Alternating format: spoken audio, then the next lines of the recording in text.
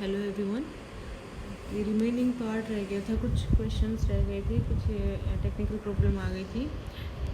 तो मैं 21 से स्टार्ट कर रही हूँ अगेन। ऑक्सीडाइजिंग ब्लीचिंग एजेंट्स की क्लासिफिकेशन गिवन है यहाँ पे। इसमें जैसे पूछ रखा है कि कौन कौन से ऑक्सीडाइजिंग है, जो जैसे ये क्लासिफिकेशन मैंने यहाँ पे दे रखी है ब्लीचिंग की। ऑक्सीडाइजिंग है, कुछ है रिड्यूसिंग ब्लीचेस। तो ऑक्सीडाइजिंग है वो सेलुलोज पे होती है, और उसमें सोडियम जो भी क्लोरीन ब्लीच होंगी वो वाली होंगी। जेल वाटर हो गया, हाइड्रोजन पेरोक्साइड, ये मतलब यूनिवर्सल ब्लीच बोला जाता है। ये मैंने पहले भी एक्सप्लेन किया हुआ है उसमें क्लासेस में। फिर इस टाइप से रिड्यूसिंग ब्लीचेस हैं, उसमें प्रोटीन फाइबर के लिए यूज़ होती हैं। तो उसमें सल्फ़र डाइऑक्साइड है, सल्फ़र सल्फाइट है, बाईसल्फाइट है, जो भी मतलब सल्फ्यूरिक की हैं, सल्फाइट वाली हैं, वो वाली क्लासिफिकेशन रिड्यूसिंग में आएगी। तो इसमें देखते हैं हम जैसे सोडियम हाइपोक्लोराइड, तो ये ऑक्सीडाइजिंग ब्लीच है। इसी टाइप से हाइड्रोजन पेरोक्साइड, ये भी ऑक्सीडाइजिंग है। ओजोन भी है, ये भी बाईसल्फाइट है, वो रिड्यूसिंग है। तो ये ध्यान रख लेना, जैसे क्लासिफिकेशन के नाम ही आ जाते हैं। ज़्यादा डिटेल में मतलब बहुत ज़्यादा इनकी केमिस्ट्री में जाने की ज़रूरत नहीं है हमें, बहुत ही बेसिक सा मतलब याद रखना है। पांचों सब्जेक्ट को नहीं इतना डिटेल में नहीं कर पाएंगे, इसलिए। फिर नेक्स्ट है specification in A production unit effect the following. तो इसमें क्या है, ऑल ऑफ द अबव। जैसे कंसिस्टेंसीज, जैसे प्रोडक्शन में स्पेसिफिकेशन करेंगे तो क्या होगा, कंसिस्टेंसी इन फिट कॉस्ट, उसकी क्वालिटी को इफ़ेक्ट करेगी। उसका जो क्वालिटी हम मतलब क्या यूज़ करें वो, और मटेरियल क्या यूज़ कर रहे हैं, उसकी फिर कॉस्ट क्या दे रहे हैं, कंसिस्टेंसी है या नहीं है। तो ये इस टाइप के क्वेश्चन रहते हैं जनरल से, मतलब एक टाइप से फिलोसफिकल से। तो ये थोड़ा सा एनालिसिस करके ही आंसर देना है इसमें, कि कंसिस्टेंसी नहीं होगा तो भी प्रोडक्शन में प्रॉब्लम आएगी, कॉस्ट भी हाई रहेगी तो भी, और क्वालिटी में भी मतलब कुछ क्या क्वालिटी दे रहे हैं, और मटेरियल हम किस प्रकार का यूज़ कर रहे हैं वो भी। चलते हैं नेक्स्ट क्वेश्चन में। जैसे है फिर है ये प्रिंसिपल ऑफ डिज़ाइन। ये जैसे क्लासिफिकेशन मैंने दिखाई थी, 5 प्रिंसिपल्स हैं, और इसमें जैसे मूवमेंट का और बैकग्राउंड का कोई रोल नहीं है। रिदम है, बैलेंस है, और रिपीटिशन है। रिपीटिशन है, ये रिदम की पार्ट है। जैसे ट्रांजिशन है, ग्रेडेशन है, रिपीटिशन है, रेडिएशन है। तो ये बहुत इंपॉर्टेंट है, ये आप जाकर ये वीडियो में देख लेना, या फिर यहाँ पे आपको हल्का फुल्का जैसे भी जिस टाइप से दिख रहा है वहाँ पे ये देख लेना। लेकिन इसमें से जैसे डेफिनेशन पूछ लेते हैं डायरेक्टली, कि ग्रेडेशन है वो कैसे, जैसे ये आ जाएगा ग्रेजुअल इंक्रीज और डिक्रीज इन शेप्स, तो उसमें ऑप्शन होंगे ट्रांजिशन, ग्रेडेशन, रिपीटिशन, रेडिएशन। तो इसमें कन्फ्यूजन सा रहता है, वो उसको थोड़ा डिटेल में देख लेना, आप याद रख लेना इसको। फिर है following colours are cool colours, cool warm colours. फिर उसके कूल कलर से मतलब क्या वो दे रहे हैं इसका, जैसे कूल कलर्स हैं वो रिड्यूसिंग कलर्स देते हैं, वार्म कलर्स हैं वो एडवांसिंग कलर वो देते हैं, इफ़ेक्ट देते हैं रूम्स वगैरह में जहाँ पे भी हम यूज़ कर रहे हैं। तो वो भी मैंने एक्सप्लेन किया हुआ है। वैसे मैं यहाँ पे हल्का सा बताया है कि जैसे red and orange are the warmest colour, and blue green are the coolest colour. तो ये हैं। फिर ये इस टाइप से warm colour makes object appear bigger and closer, whereas cool colors makes the object appear smaller and far away। तो इसी type से कौन कौन से होंगे, जैसे कूल कलर, जैसे ग्रीन होगा, क्योंकि ऑरेंज तो वार्म कलर है, दोनों ऑरेंज जो भी कटेंगे, ब्लू भी ऑरेंज वार्म कलर है। तो इसमें first second and fifth answer हो जाएगा। तो first, third and fifth, sorry red और ऑरेंज है वो है ब्लू, कूल वार्म कलर है, और ब्लू है वो कूल कलर है। तो ये ध्यान रखना है, सॉरी इसमें थोड़ा कन्फ्यूजन होगा। तो इस टाइप से। फिर है cross dyeing and union dyeing are the same, both में प्रोड्यूस मल्टी कलर्ड इफ़ेक्ट्स। ये तो ठीक है। क्रॉस डाइंग में एक्चुअल में जैसे वार्प इफेक्ट होगा तो वो डिफरेंट कलर्स भी हो सकते हैं, और इसमें मतलब 2 टाइप्स हो गए। यूनियन टाइम में हम कोई भी जैसे डिफरेंट टाइप के यार्न रहेंगे उसको एक साथ में हम इकट्ठा करके यूनियन जो यूनिट बना के उसको डाई कर रहे हैं, वो यूनियन डाई होगी। क्रॉस डाइंग में वार्प वेफ्ट अलग अलग होंगे, थ्रेड जो भी है वो अलग अलग होगा। तो ये सेम नहीं है, इसको कट किया।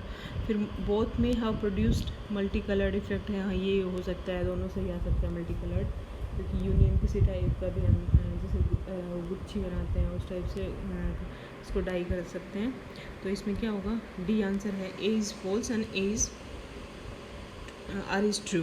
तो रीजन तो ठीक है लेकिन फॉल्स स्टेटमेंट है, क्योंकि दोनों सेम नहीं है, दोनों अलग अलग प्रोसेस है। तो इसका आंसर है D. How are colours classify indicate the correct sequence. तो उसमें जैसे पहले फर्स्ट आता है प्राइमरी, ये जैसे मैंने यहाँ पे दिया हुआ है primary and secondary colours together called basic. Primary कौन से होंगे, जैसे येलो ग्रीन है, जो प्राइमरी कलर होंगे उनका कॉम्बिनेशन करके सेकेंडरी कलर्स बनते हैं। तो इस टाइप से प्राइमरी सेकेंडरी, फिर सेकेंडरी प्राइमरी का कॉम्बिनेशन बन के इंटरमीडिएट बनते हैं। जैसे ये दे रखा है, इंटरमीडिएट कलर प्रोड्यूस होते हैं प्राइमरी और एडजेसेंट सेकेंडरी कलर। फिर जो भी सेकेंडरी और इंटरमीडिएट को मिला के टर्सरी कलर बनेंगे। फिर इसी टाइप से इंटरमीडिएट और टर्सरी को मिला के क्वाटरनरी बनेंगे, फिर क्वार्टरनरी बनेंगे। उस टाइप से अलग अलग बनते जाते हैं ये उसी टाइप से कॉम्प्लीमेंट्री स्कीम्स भी रहती हैं। तो इसका आंसर है C, primary secondary intermediate tertiary and quaternary. फिर चलते हैं, जैसे which of the following does not represent Kasuti embroidery. Kasuti में जैसे आरी इसका पार्ट नहीं है, गावंती है, मुर्गी है, मेहंदी है। तो ये मैंने क्लासिफिकेशन वहाँ पे दी हुई है। जैसे गावंती है वो डबल रनिंग बोलते हैं उसको, लॉन्ग एंड बैक स्टिच है। नेगी है डार्निंग और ऑर्डनरी रनिंग रहेगी। मुर्गी है वो जिग रनिंग स्टिच रहेगी। मेहंदी है वो क्रॉस स्टिच। तो ये वहाँ पे अच्छे से सारी जो भी ट्रेडिशनल एम्ब्रॉयडरी वगैरह है वो मैंने सब वहाँ पे वीडियो में दे रखा है, आप जाके वहाँ पे सुन लेना प्लीज़। तो इस टाइप से हमें कट करना है, देखना है कैसे करके, लेकिन उसके लिए हमें कंटेंट बहुत ज़रूरी है कि कंटेंट होना चाहिए हमारे पास। Which of the following holds a bobbin in sewing machines. तो ये मैंने इसी टाइप से क्लासिफिकेशन वहाँ पे दे रखी है। तो इसमें आएगा ओसिलेटिंग हुक। क्या है, थ्रोट प्लेट है, provide smooth surface for stitching, जो फीड डॉग के नीचे रहता है। फीड डॉग क्या करता है, उसमें मतलब टीथ से बने रहता है। Moves the fabric ahead. फिर प्रेशर फुट है, जिसको पंजाबी बोलते हैं, जो फैब्रिक को मतलब स्टेबल करके रखता है। Hold the fabric in place.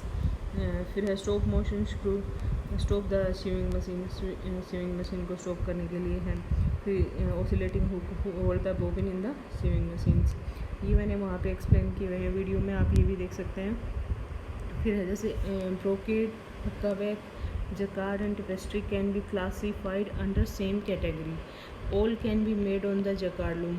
ये जैसे ये क्लासीफाई तो एक में हो सकते हैं, क्योंकि इस में ना लार्ज डिज़ाइंस रहते हैं, इंट्रिकेटेड डिज़ाइन रहते हैं। लेकिन इसमें जैसे ये क्या है, हक्का बैक में ये डोबी लूम पे बनता है, तो इसलिए ये सेम इस पे जकार्ड लूम पे नहीं बनेगा। और सब हैं ये जकार्ड लूम के हैं, ब्रोकेड है, जकार्ड है, टेपेस्ट्री है, ये सब उसके हैं। जैसे ये दे रखा है जकार्ड्स का, जैसे हक्का बैक का ये यहाँ पे दिया हुआ है। हक्का बैक कहाँ पे बनेगी, जैसे ये डोबी लूम पे बनती है ये। तो ये देख लेना, huckaback basically towelling fabric honeycomb effect लाती हैं। ये we are suitable for producing thick and heavy texture heavy रहता है, इसलिए उनको सेम उसमें लेके आएंगे। फिर है repeated is divides in equal parts and the parts are filled with plain view, remaining 2 parts are filled with long plain equipment required earlier dobby loom. ये डोबी लूम दे रहा है इसमें, इसलिए इसको जकार्ड लूम पे नहीं करेंगे हम। फिर है ये जैसे मैचिंग करना है, जैसे लिस्ट 1 से लिस्ट 2 में हेरिंग बोन स्टिच है, बटन होल स्टिच है, डायगोनल बास्टिंग है। तो जैसे मुझे इसमें हेरिंग बोन का पता है एग्जैक्टली क्या है, कि डेकोरेटिव स्टिच बोलते हैं इसको। फिर उस टाइप से इसका जैसे सी आंसर है, फर्स्ट का ए का है, थर्ड ये है डायगोनल बास्टिंग है, वो टेम्परेरी स्टिच बोली जाएगी। और फिर बास्टिंग मतलब एक टाइप से हम कच्चा टाका करते हैं, जो टेम्परेरी किसी भी चीज़ को, जैसे सेटिंग है, हमने 2 पीस लिए हैं, जैसे लाइनिंग लगानी है उसके नीचे, तो जैसे एक कच्चा टाका लगा दिया उस टाइप में, तो बास्टिंग बोलते हैं उसको, डायगोनल बास्टिंग हो जाएगी उसमें। फिर हेमिंग है, हेमिंग में बी में आएगा फर्स्ट परमानेंट स्टिच रहती है, जो भी मतलब हमने फिनिशिंग देनी है लास्ट में, जैसे सूट के नीचे रहती है और नेक पे रहती है, तो वो परमानेंट स्टिच होती है।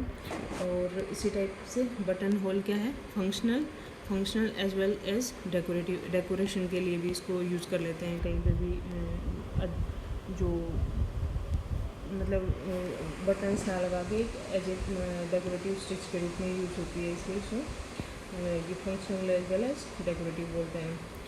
तो इसका आंसर सी है, ये देख लेना। चलो ठीक है, थैंक यू आज के लिए।